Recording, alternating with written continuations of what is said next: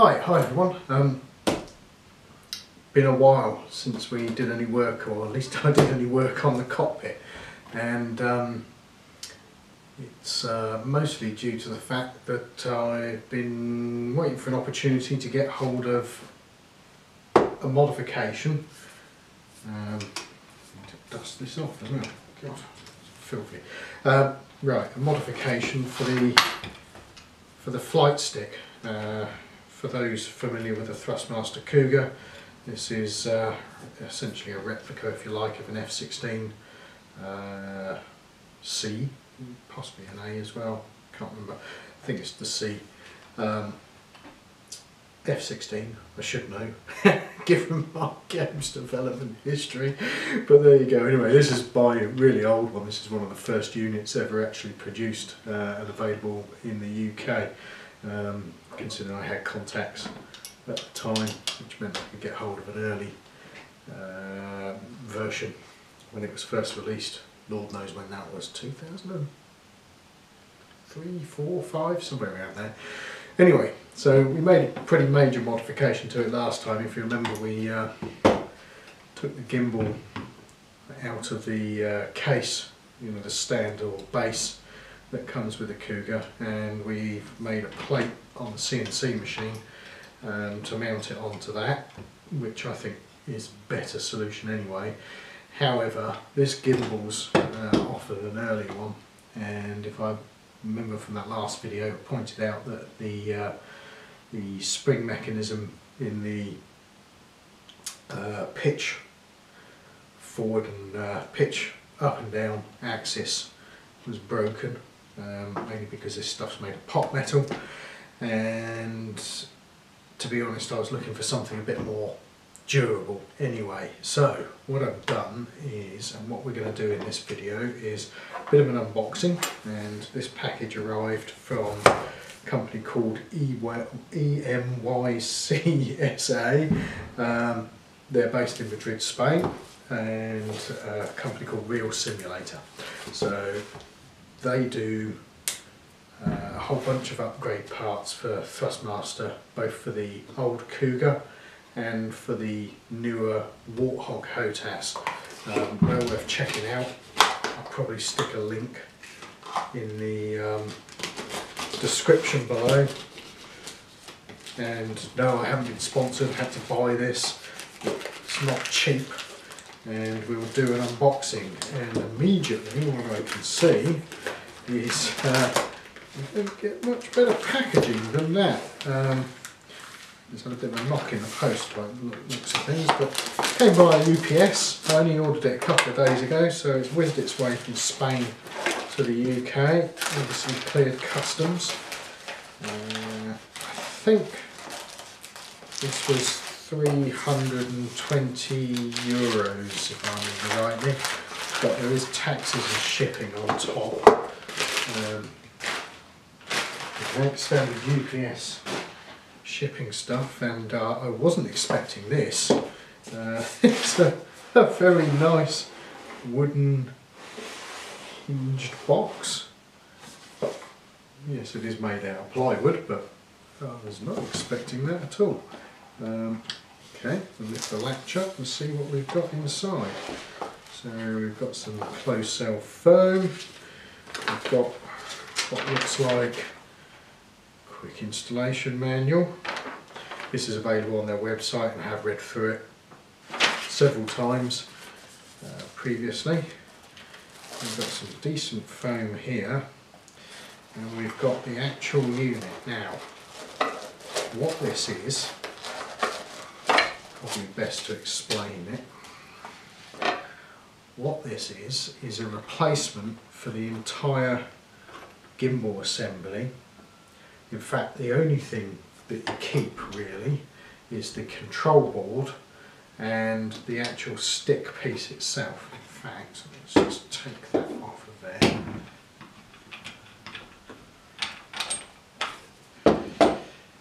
And what this does is it replaces the potentiometers with, and I think actually zoom in on that 2 seconds while I do that. Sorry about that. So, okay, what this does, it essentially replaces the entire gimbal assembly. You still retain the rubber gaiter with the retaining ring on your base, but this whole gimbal assembly comes off, and what this is essentially a set of force sensors and works pretty much like the real F-16 flight stick, which is not movement sensitive, it's pressure sensitive. So this is obviously got force sensors in 2 axes, which get translated back to the pots on the control board. So essentially they act like potentiometers. It's far more accurate. The other thing is because it's 2 circular plates, you don't get any of that, you know, 2-axis, what's the word for it, inaccuracy, I guess is the right term for it. It's basically, if you try to hold diagonal with a 2-axis gimbal mechanism like that, it's very hard to push in a direction that's not in one of the directions of travel across the actual axis, because the gimbals essentially will try to resist and you'll kind of end up wobbling your way in the diagonal, if that makes sense. Hopefully that does. So we've got the actual force sensor unit there. I've got a mounting plate for this. It looks like it goes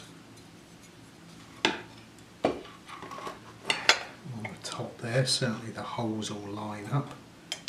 That looks like steel. Looks quite nice as well. It's got a bit of looks like spray, maybe anodizing on it, not sure. So very nice.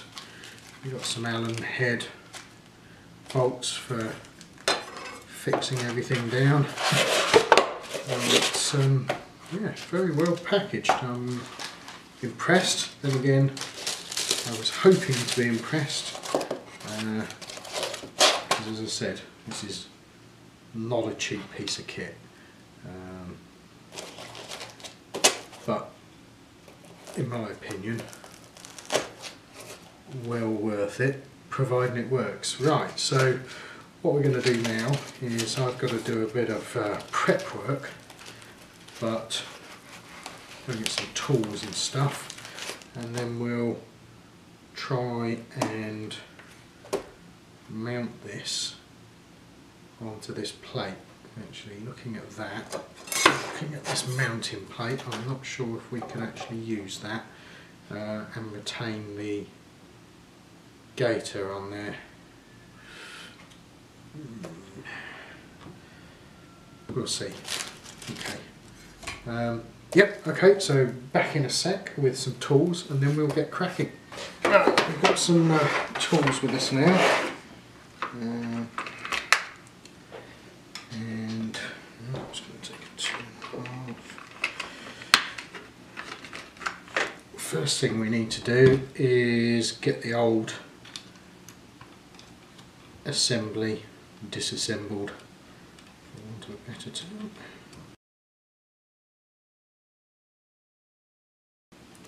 Now, as far as I'm aware, this is not going to require any software changes because it should be picked up by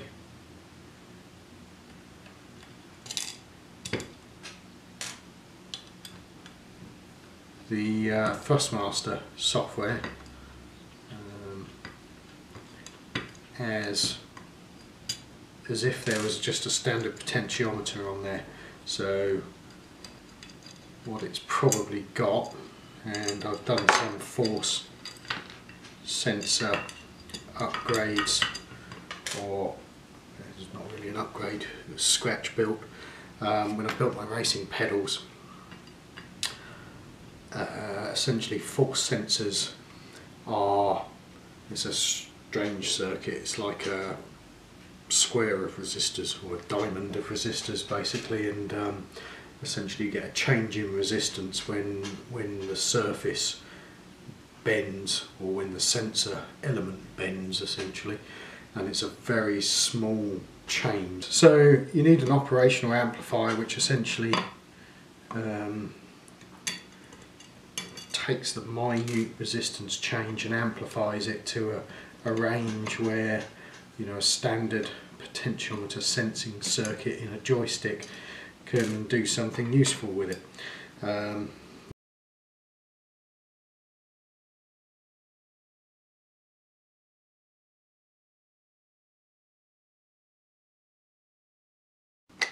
we go. Okay. Now, we will have to be careful of is whether this will fit through here.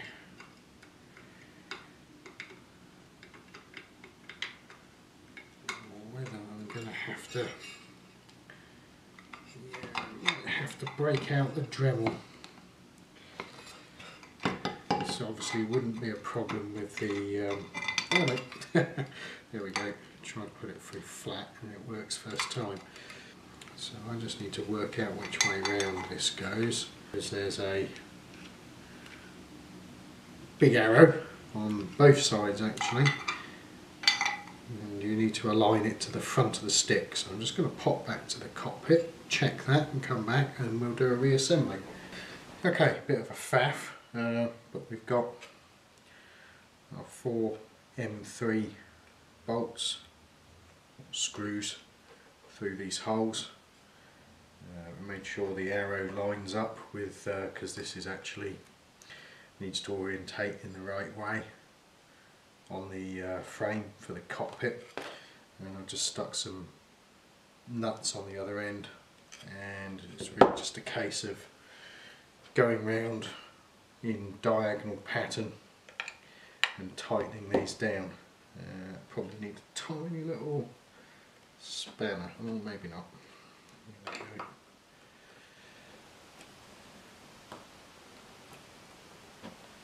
Yes we do. Just go and grab that, and then we'll tighten those down, torque them down.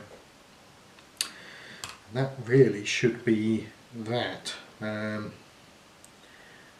am considering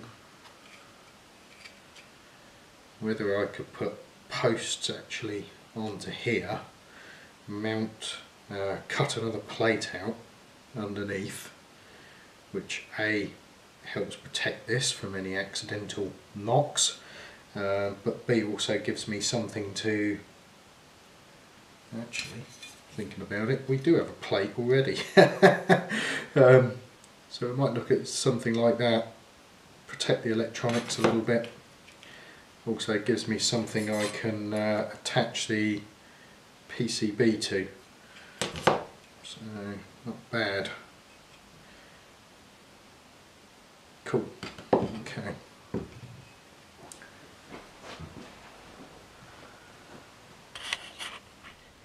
In the end, what I decided to do was actually cut a new plate for the bottom to attach the PCB to on the CNC machine, which is handy that I've got that. And I also used acrylic sheet because actually, apart from engraving it for case windows on PCs, I've never actually cut through acrylic before, or Perspex as its trade name's known. So we'll head over to the CNC machine and get that underway. Okay, here we are at the machine, and first of all we're going to do a bit of spot drilling just to mark up the plastic surface, so that the next operation, which is going to be the actual drilling with a 5mm drill bit, doesn't start to wander and starts to cut straight away as soon as it hits the surface. And we're using peck drilling there. I think it's about either 1/2 or 1mm per peck, which helps break the chips up as we cut into the material. Seemed to work quite well as well. Didn't get any cracking in acrylic, which it's renowned for doing when you're drilling it, and normally I use a cone drill when I'm drilling acrylic, but obviously not in a CNC machine. So a couple of screws into the actual part just to make sure that the double-sided tape holds everything down, and then we're going to come in with a 6mm single flute cutter, and that will do a slot cut, which I hate, as I've said before. I hate slotting, but this didn't run too badly. I did actually up the feed rate because it was kind of chipping its way through. It wasn't so I upped the feed rate and it did a lot better. And then really the last operation is to come in with the chamfer bit again, which we use for the spot drilling, and just run a chamfer around the outside of the piece, just to you know, take that sharp edge off on there, even though this is going to be, if you like, within the bowels of the side console, underneath the stick. It's still nice to do a chamfer on it. And there we go with the CNC. And right, so back into the barn, and I started trying various bolts and standoffs in order to get the PCB mounted, and this looked like it was going quite well until I realised that when I tried fitting it to the actual cockpit, part of the frame wouldn't allow this to fit, and I needed bigger standoffs. Okay, finally. Now, I had to do a few experiments with various bolts, nuts, various standoffs that I've got. In fact, I must have been through pretty much every one I've got. Anyway, I've got some of these long standoffs on here which I've used. So you can see we've got the rubber gaiter, the retaining ring mounted, just because it's aesthetic more than anything else.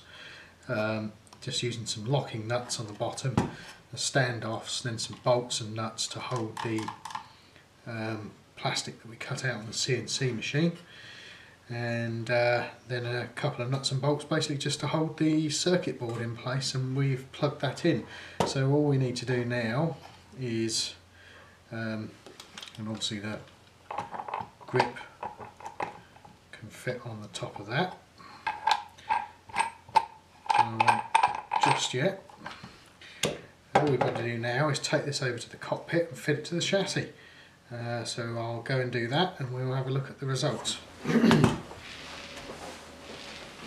Okay, I've finally got this installed. It was a bit of a pain, just for the way it goes together, but we got there in the end.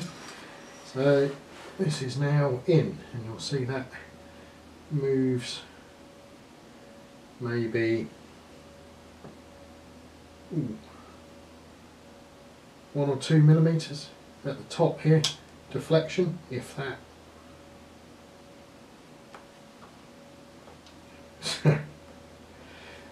Obviously we haven't tested it yet, so the next job is going to be getting the monitors transferred across, and I've got a new monitor for the main productivity workstation on order. It should be here soon, and we'll get the monitors across, get the machine over here as well, and hopefully we'll be taking Elite Dangerous for a spin. Yeah, hopefully in the next video. So I'll show that in the next video. So thanks for watching as ever, and hopefully see you soon for more fun in the cockpit, and hopefully the next video won't be you know, 3 months away like the last one was.